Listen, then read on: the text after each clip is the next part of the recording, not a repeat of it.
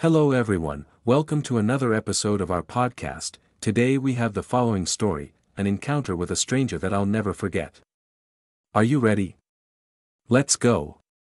It happened on an ordinary afternoon, the kind of day when you expect nothing more than the usual routine of errands and familiar faces, and yet, sometimes, it is on such days that life decides to surprise you, and as I made my way through the bustling streets of the city, weaving between people carrying shopping bags, speaking into phones, laughing, or rushing with determined faces, I found myself caught in a sudden rain shower, the heavy drops drenching the sidewalk within seconds, and like many others, I hurried toward the nearest shelter, which happened to be the entrance of a small bookstore tucked between a cafe and a clothing boutique. Standing there, shaking the water from my coat and trying to catch my breath, I noticed an elderly man already waiting under the awning, leaning casually against the doorframe, his thin frame wrapped in an oversized coat that looked as if it had seen decades of seasons come and go. He glanced at me and smiled, a slow, warm smile that seemed untouched by the rush of the world around us, and for reasons I still cannot explain, I smiled back, feeling a strange sense of familiarity in this complete stranger. As the rain continued to pour, turning the street into a mirror of gray skies and flashing headlights, he spoke first, commenting on the suddenness of the storm, and I replied, joking that I had foolishly left my umbrella at home. Our conversation unfolded naturally from there, beginning with harmless observations about the weather, the city, the smell of rain on concrete, but soon, as the minutes stretched and the rain showed no sign of letting up, it deepened into something more. He told me his name was Arthur, and without prompting, he began to share fragments of his life, not in a way that demanded attention or sympathy, but as if offering a story to pass the time. He spoke of the days when he was young and adventurous, of long journeys taken across countries and oceans, of mistakes made and lessons learned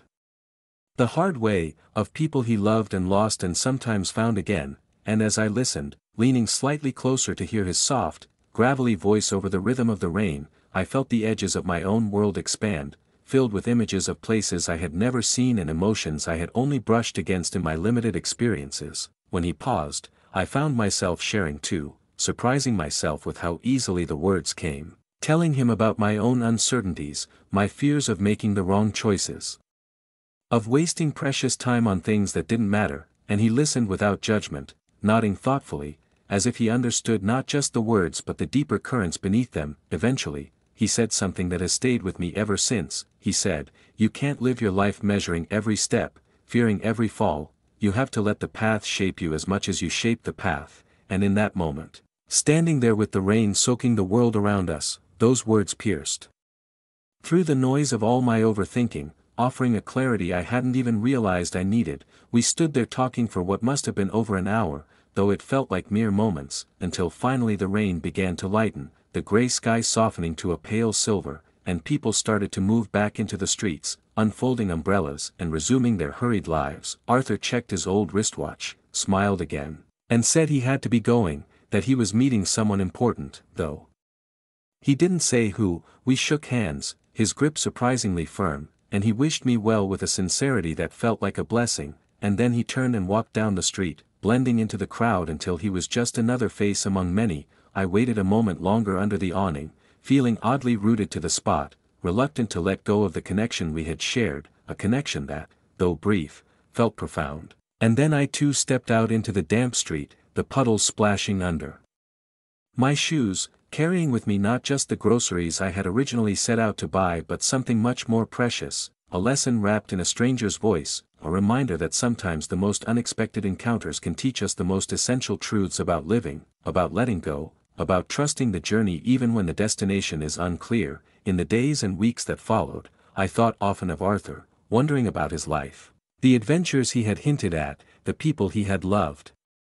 and whether he had recognized in me someone in need of the wisdom he had so freely shared. I told friends about the encounter, trying to capture the magic of it in words, though most simply smiled politely, perhaps thinking it was just a random meeting with an old man and nothing more. But I knew better. I knew that something had shifted inside me that day, subtle yet profound, guiding the choices I made, the risks I dared to take, and the fears I slowly began to set aside. There were times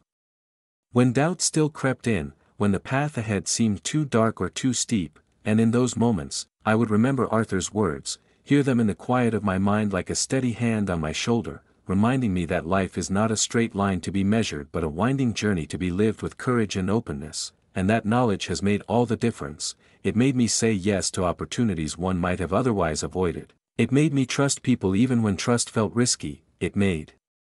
me forgive myself when I stumbled, understanding that every fall was part of the shaping, part of the becoming. I never saw Arthur again, and perhaps that is exactly how it was meant to be, a single meeting at a crossroads, a momentary intersection of two lives that left both changed in ways too deep to fully understand. Sometimes I walk past that bookstore on rainy days, half hoping, half knowing that he won't be there, but still feeling a sense of gratitude that lingers like the scent of rain on pavement, a reminder that in a world so often rushed and distracted, there is still room for real connection, for shared humanity, for the kind of wisdom that doesn't come from textbooks or lectures but from lived experience, generously offered by those who have walked further ahead on the path and are willing to turn back, if only for a moment, to help someone else find their way. And so I carry Arthur's lesson with me wherever I go, not as a heavy burden but as a quiet light, a reminder that every encounter holds the possibility of transformation, and that sometimes, in the midst of an ordinary day, when you least expect it, a stranger can teach you something you will never forget, something that will guide you for the rest of your life. So we come to the end of our podcast today. Thank you very much for completing the episode, and we'll see you in the next one. See you soon.